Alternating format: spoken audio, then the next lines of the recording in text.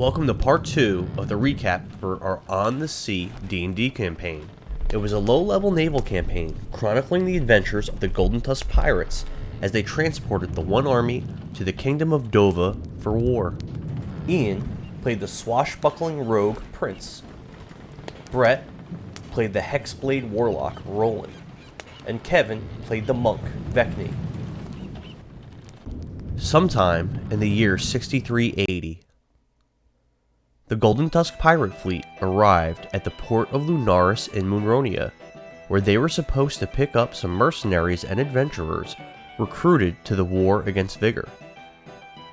Captain Golden Tusk sent his interim first mate, Vecni, and a new conscripted soldier, Prince, to disembark Tuskheart and travel into the port city to find the recruits.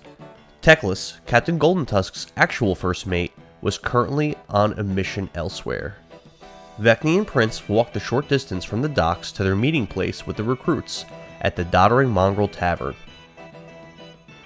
After entering, Vecni stood in the bar and loudly made the announcement that she was there for 1 recruits. She boldly stated the fleet would be leaving Moonronia in 1 hour. After her announcement, Vecni realized that the bar happened to be full of Moonronian soldiers, and they appeared quite displeased with Vecni's announcement.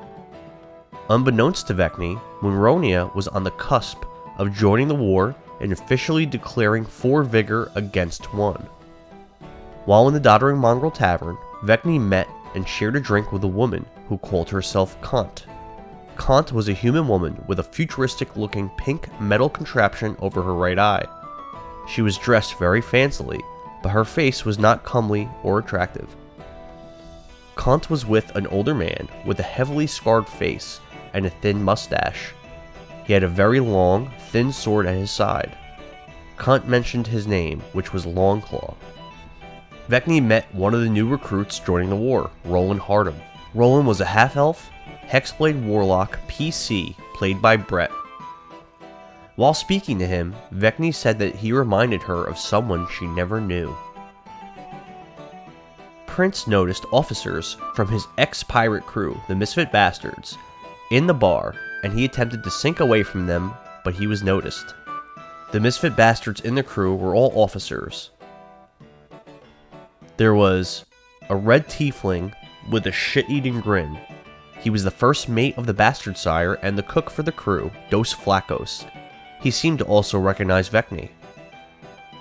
There was Danny, a red dragonborn, who appeared very angry and loud. He was volatile and challenged Roland to an arm wrestling match. Roland crushed him in the match and afterwards called him a bitch. There was also Smokey, an Aarakocra who was puffing on a pipe. Smoke emanated from the pipe and was sweet-smelling. Smokey seemed like a very laid-back type of dude. Another Misfit Bastards officer was Keko Snow, a Kenku wearing red robes. He was very quiet and stared icily at Prince. While looking for somewhere to sit, Roland, Vecni, and Prince got into a disagreement with a group of pirates. Prince killed one of them with his greatsword, while Roland charmed another, who was an orc named Ahmed, and convinced him to join the Golden Tusk pirate fleet for the time being. After the tussle with the pirates was over, the Moonronian soldiers had enough of Vecni and her group in the bar. The soldiers drew their swords and demanded the party left the tavern. The PCs obliged and left, returning to the Golden Tusk pirate fleet flagship, Tuskheart, with Roland, Ahmed, and a small group of recruits that no one spoke with. Shortly after arriving on Tuskheart, Prince manipulated the charmed Ahmed into removing one of his own teeth. Roland met some of the passengers and crew of Tuskheart, including Golden Tusk, the Loxodon captain of the fleet, Mackie, an oarsman, Holden, a conscripted 1 soldier, very talented with daggers. He wore a brown cloak and was a prisoner freed from the Frostfire dungeons alongside Prince when he was recruited. There was Sins, a 1 captain from Nude's castle in the Oon Lowlands. He was very cocky and arrogant and had pink hair. Sins' complexion was pale, and he had a very dainty way about him in demeanor. And there was Tadazanki, a hulking 1 soldier from the Oon Highlands. He wore white animal skins over his white and black armor. He had a big, bushy beard as well. While on Tuskark, the PCs learned of a terrible stomach bug that was putting the Tuskark officers out of commission and unable to perform their duties. New interim officers were agreed upon after Golden Tusk ran off to the privy in a hurry to relieve himself. Before leaving, Golden Tusk explained where the fleet would be traveling, and he spoke of the first mate Teclis, who was missing. Teclis was sent on a mission to the island of Jatir, and that would be a pit stop for the Golden Tusk pirate fleet before they traveled to Dova to drop off the soldiers. After some discussion, the interim officer positions were decided upon. Vecni would take up the position of interim captain. Sins would take up the position as interim first mate. Holden will become the quartermaster. Tadazanki, the surgeon. Roland, the head cook. And Prince would be the boatswain. After the charm spell on Achmed ended, he was offered a job on the ship, but he appeared very unhappy with Prince. Vecni paid him 1 gold for his troubles, and he walked away, presumably leaving the ship. As the days passed on, Prince quickly became fed up with the lazy and arrogant nature of Sins. As Tuskark traveled through the sea, an Aarakocra was seen flying in the distance. Prince quickly recognized the Aarakocra as Smokey, one of the Misfit Bastards' officers, and someone that they had met briefly in the Doddering Mongrel Tavern. A short time later, Prince also observed the Bastard Sire in the distance, sailing straight towards them. Smokey landed on Tuskark and threatened the crew. He threatened the officers, advising them that they should throw Prince overboard. He said that if they didn't listen, the Misfit Bastards would attack, and the Golden Tusk pirates were at their weakest. Vecni ordered the archers aboard Tuskark to kill Smokey, but he flew away and managed to escape after taking a few arrows in the back.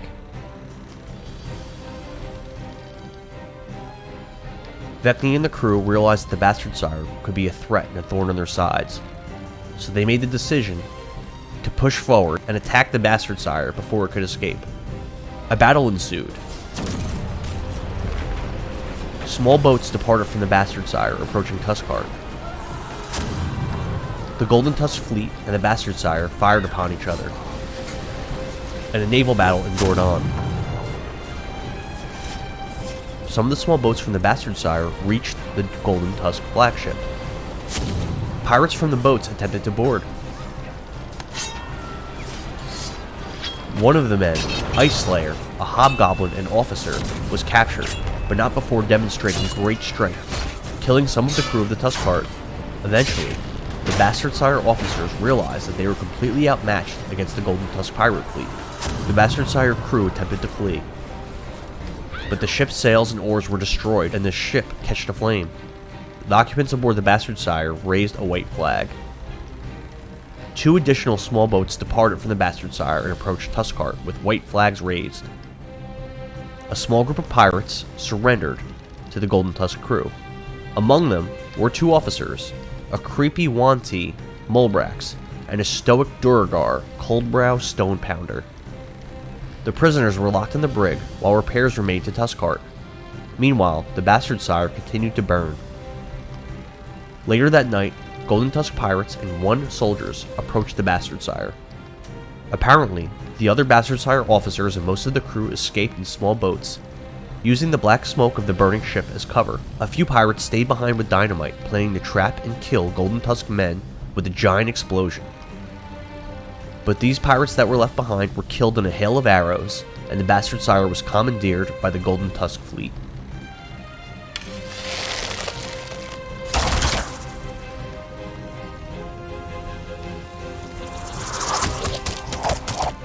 In the days following the battle, Sins took much of the credit for the victory over the Misfit Bastards. Prince told Vecni and Roland more about the other Misfit Bastards officers. There were those that the PCs already met in the Doddering Mongrel Tavern. Dos Flacos, the Red Tiefling, First Mate, and Cook. There was Smokey, the Aarakocra, with a laid-back personality who often scouted for the crew. Danny, a raging red dragonborn, angry and extremely volatile. the one that lost to Roland in the arm wrestling match. Keko Snow, a very sneaky and cold Kenku. He tended to fly under the radar and attack when least expected to. And there was also Ice Slayer, the hobgoblin that showed great strength after boarding Tuskart. He was over-emotional and would constantly moan and whine about everything. The other two officers that were captured that surrendered, Coldbrow Stonepounder, the stoic quiet Duragar, and Molbrax, a creepy and ominous Wanti. On top of those officers, there were some others as well. There was Dr. Bunnykins, a Tabaxi doctor of the ship. Salviel, a half-elf who was older and heavily scarred. He was a bounty hunter before becoming a pirate. He was all about business and making money. And the captain of the Bastard Sire, Radalak, a Minotaur. Radalak led the mutiny that killed the former captain and Prince's adoptive father, Mundo. Prince was given command of the Bastard Sire, with Tadzonki and Sins serving as officers under him. Prince began to hear rumors and get descriptions of a man that wanted to work for him. The man was supposed to be waiting for Prince in the hold at night, but he never showed up. Throughout the voyage, Prince would constantly hear rumors about this man and get more and more descriptions of him. Coldbrow was given limited freedom at night to perform boatswain duties, as he was the best shipwright on the Bastard Sire. Molbrax was released from the brig under the supervision of Tadzonki to capture and consume the rats plaguing Tuskart. After solving the rat problem, Molbrax was lodged back in the brig, but was treated kindly. The rest of the captured Misfit Bastard pirates were released from the brig after swearing themselves to Captain Goldentusk. The voyage continued, and Vecni noticed that the Oon Highlanders and Oon Lowlanders did not get along. She spoke with both groups and made headway in bringing them together. Roland, in his capacity as cook, brewed a couple popular drinks for the crew: Tusk Brew Ale and Nectar of the Sea. A young tiefling stowaway was captured and placed in the brig. He only spoke Abyssal, but Roland could understand him with one of his spells, Comprehend Languages. The boy appeared mad, speaking in gibberish about freeing someone called Lusago, and warning Roland not to let a prisoner on the ship. The red tiefling stated, "Don't let the prisoner on the ship." He stated, "He's with the octopus," and he stated, "Lusago must go to Dova." And he said these things over and over again. Roland later returned to the brig and secretly freed the tiefling, allowing him to hide elsewhere on the ship. Kant and Longclaw approached Tuskart on a small boat. They boarded and spoke with the officers. They gave the crew some supplies, then departed. While unloading the supplies, a Golden Tusk pirate uncovered a letter that must have been meant for the officers to find. It read, "Dear Captain Goldentusk and Oon soldiers, greetings to you all. The author of this letter is the woman you just spoke with, Kant. I regret to inform you I deceived you all. I serve Queen Rhaena and the Kingdom of Moonronia. I am the Queen's royal spy master, Contusion. The Queen dispatched myself and others to gather intel on troop transports heading for Dova. My kingdom has officially declared for the Fury Lords of Vigor and against King One. I humbly request you turn back around and return the Oon soldiers you are transporting back to their homeland. Grand Admiral Gamino and the Royal Moonronian Fleet are nearby. If you refuse to turn around, Admiral Gamino will sink all of your vessels and you will die. Afterwards, we will blockade the Halanka Sea to the south of Oon. No vessels will be permitted to pass until the war's end. Thank you for your understanding and cooperation. Contusion, Royal Spymaster of Moonronia."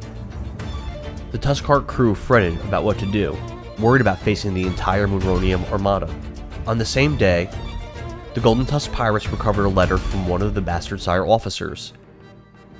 To Captain Radalak, I thank you for following the directive handed down from His Majesty, King Dokkan Swiftwater of Ferelden. Captain Mundo had repeatedly refused our kingdom's gold in exchange for sinking the Drow slaver ships out of Harganeth. Our king is pleased you took over the Bastard Sire and eliminated Mundo for us. With you in charge of the Misfit Bastards, the king is confident the vile Drow will struggle to dominate the seas near Thaddeus, nor will they easily enslave tieflings from Breams and free people elsewhere. One more thing. I looked into that woman, the one Queen Marathi put the enormous bounty on, Marjorie Sharpeye. She was a noble from the fallen kingdom of Coldbank and was last seen at Cutthroat's docks with a merchant ship, the Denebola. Marjorie was seen there with the captain of the Golden Tusk pirate fleet. Perhaps this captain will know where to find her. Sincerely, Sir Duncan, Royal Ferelden Spymaster. Mask 28th, 6379.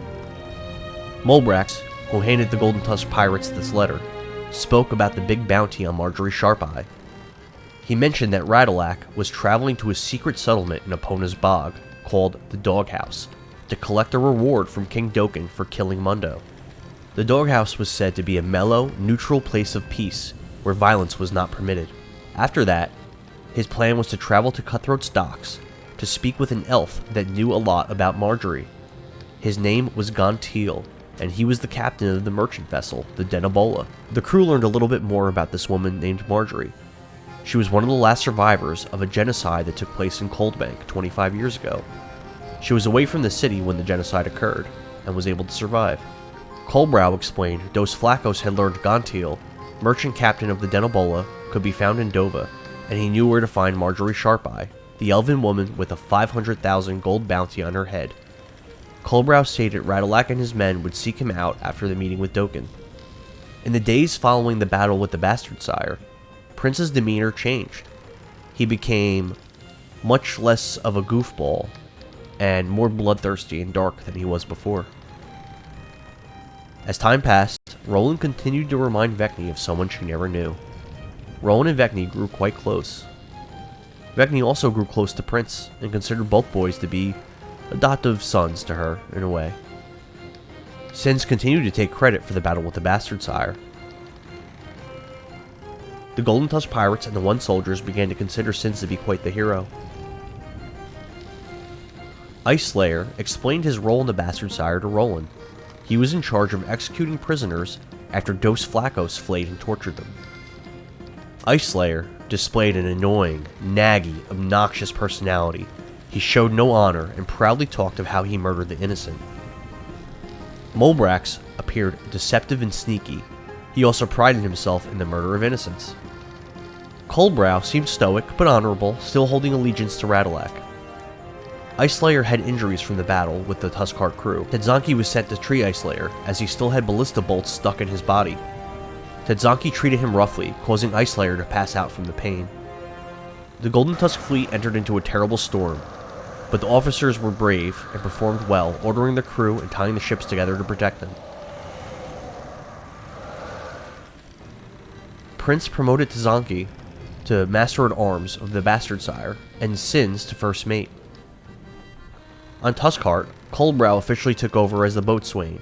Roland became the new First Mate, and the old surgeon, Thaddeus, took back his surgeon role, now that he was feeling better. The ship was crewed with a smaller number of Golden Tusk pirates and Oon Highlanders. Dodosius, a Golden Tusk pirate, recovered Mulbrax's spear from the sea, shortly after he surrendered. Dodosius had been hiding it, but Vecni interrogated him and he handed it over to her. She found the weapon possessed magical properties.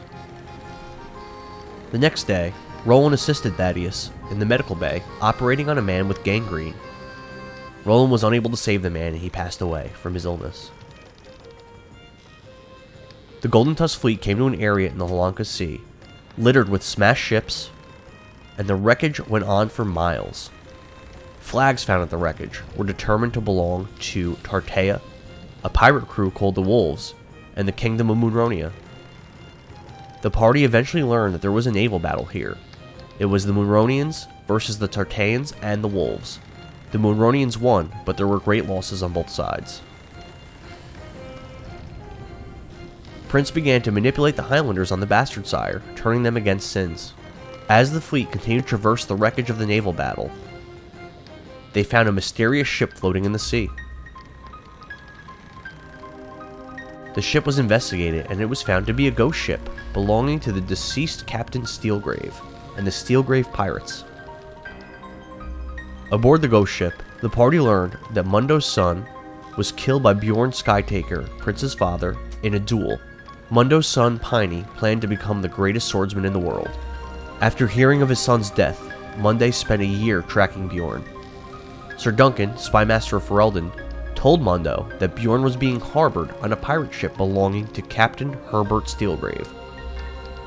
Mundo tracked down Steelgrave, where Dos Flacos and Ice Slayer tortured him and his crew. Before their deaths, Mundo came to believe he was lied to by Duncan and Doken. Mundo returned to Ferelden to seek vengeance. Before confronting Doken, he met a young boy, Chauncey, who reminded him of his dead son Piney. Mundo abandoned his quest for revenge and acted as Chauncey's father. Eventually, Sir Duncan and King Doken demanded Mundo sink Hargonneth's slaver ships. When he refused, Sir Duncan convinced the rest of the Misfit Bastard crew to mutiny, telling them Chauncey was actually Bjorn's son, the child of the man who brought them so much woe. Bjorn had a scar on his face and chest. A small satchel was attached to the hilt of his greatsword, and it was said he could be found in Dova, serving the group called Vigor. Steelgrave spoke to the party of Salviel and his strange ability that allowed him to steal the souls of those that the Misfit Bastards killed, and then use those souls to empower him and the other officers. Ice Slayer was retrieved from Tuskarr and brought onto Steelgrave's ship, where Prince executed him in front of the pirate ghost. Prince collected one of his fingers and wore it around his neck as a necklace. Much later, Captain Goldentusk chastised Vecni for the execution, foregoing the trial process that his fleet used for prisoners. He also asked Vecni to do what she could to temper the darkness in Prince's heart. Later, Coldbrow and Vecni spoke for a time, coming to a mutual understanding and respect for one another due to their loyalty to their captains. The next day, the Tuskarr armory was robbed of weapons and the lock was found picked. The following letter was recovered. Orders from Forte Branch. Karagonda is displeased with the invaders arriving in Dova. Day after day, we are flooded with new threats. We are already dealing with rebels, insurrectionists, and usurpers in the Fringe as it is. We have learned the bulk of these new invaders are being ferried by the Golden Tusk pirate fleet.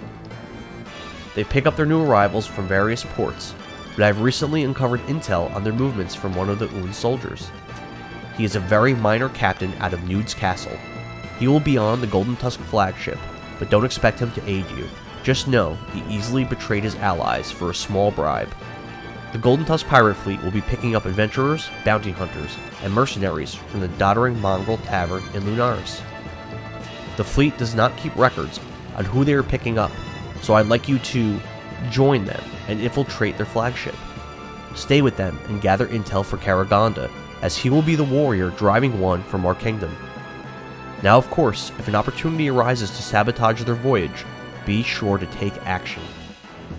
We have alerted the Moonronians, but they have not yet agreed to join us in the war. Hopefully they will act while the Golden Tusk pirate fleet is docked in Lunaris, and the invaders will lose their main mode of transport. Assume they won't decide in time and do as you are bid. For Vigor! Edgar Brazil, Supreme Strategist of Forte. While searching for the missing weapons, Vecni located the missing tiefling boy and brought him to Captain Goldentusk in his quarters. Vecni and Roland attempted to interrogate the tiefling. Only Roland could understand the tiefling's abyssal words, and Vecni began to suspect Roland was being deceitful about what the tiefling was saying. Sometime later, a woman was spotted floating on debris in the middle of the sea. Vecni set down ropes to pull her in, but as she pulled the woman up, Vecni noticed that the woman had black eyes and appeared to be a hostile creature of some kind, and not actually a mortal woman. Vecni cut the rope and the creature fell into the sea.